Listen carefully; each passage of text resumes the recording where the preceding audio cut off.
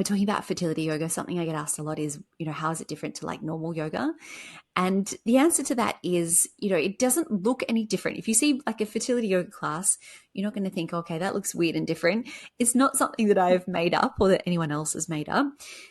The thing that makes it different is that we match the poses and the practices to each phase of the menstrual cycle.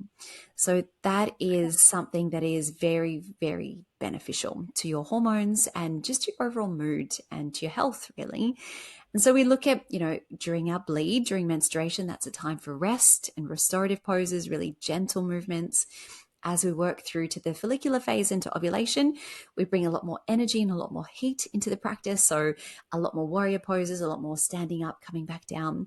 And then in that luteal phase or that 2-week wait, we start to bring the practice back down to a more gentle place again. So still encouraging lots of movement and good blood flow, but again, not pushing the body, just really working with that kind of decrease in the level of hormones. So that's how it supports your body physically. But you mentioned how it can be supportive after loss.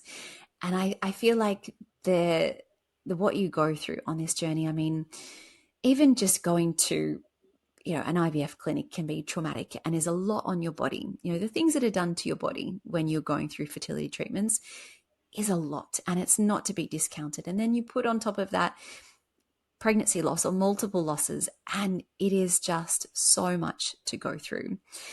And the thing we don't realize is that, we go through all the emotions and everything, but our body goes through that as well. And it has its own memory and its own way of storing what it's been through.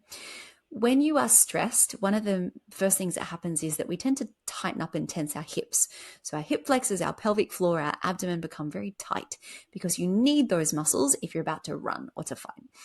And so when you are in a stressful state, like all the time, over and over and over again, and you keep getting triggered, these areas become very, very tight.